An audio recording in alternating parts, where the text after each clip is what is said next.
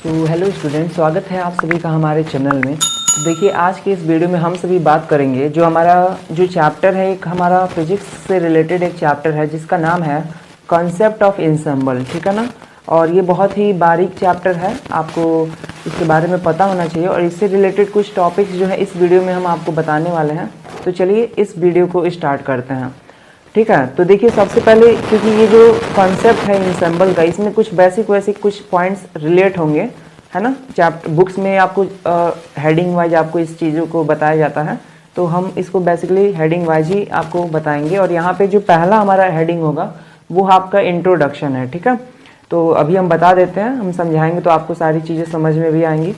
यहाँ पर अगर हम इंसेम्बल के इंट्रोडक्शन की बात करें कि आखिर ये इसका कंसेप्ट है क्या, तो यहाँ पे इसमें हमको ये बताया जाता है कि जो हमारा एक सिस्टम ऐसा होता है जिसमें पार्टिकल्स के पूरे कलेक्शन होते हैं, और उसमें सेम पार्टिकल्स भी हो सकते हैं और डिफरेंट पार्टिकल्स भी हो सकते हैं। ठीक है, तो इसीलिए हम जानते हैं कि ऐसा में भी हम लोग ऐसे एज्यूम कर सकते हैं ऐसा कोई सिस्टम हो जिसमें सेम पार्टिकल भी हो और डिफरेंट पार्टिकल भी होते हैं। तो यहाँ पर डिफाइन कर सकते हैं इंसेम्बल को। What that ensemble is a collection of large number of systems which are macroscopically identical.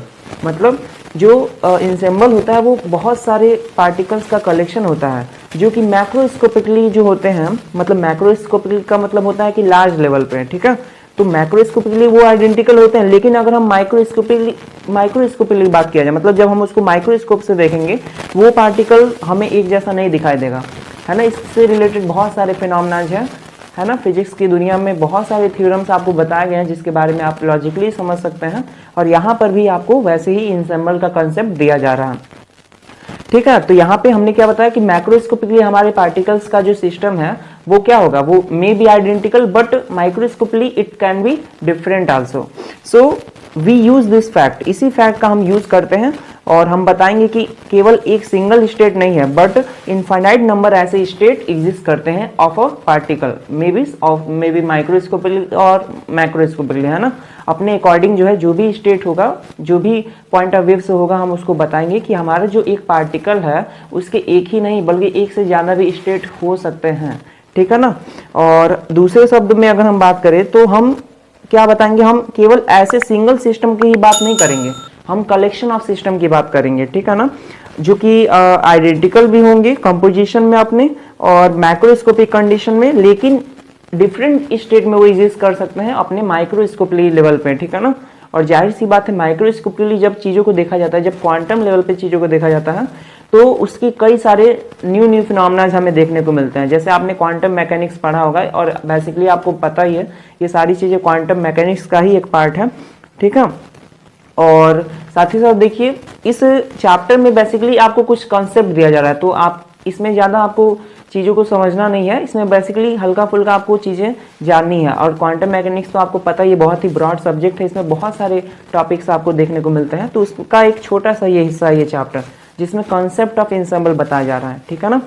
तो यहाँ पे देखिए, यहाँ पे आपको ये भी बताया जाता है कि जो गिब्स एक साइंटिस्ट है हमारे, उनके अकॉर्डिंग में जो कलेक्शन होता है सिस्टम्स, ऐसे सिस्टम्स का, है ना, जिसमें कई सारे पार्टिकल्स होते हैं, माइक्रोस्कोपिकली सेम होते हैं, माइक्रोस्कोपिकली डिफरेंट होते हैं, इस सिस्टम के कलेक्शन को, पार्टिकल्स के कलेक्शन को हम लोग इंसेम्बल कहते हैं। ठीक है ना, इंसेम्बल।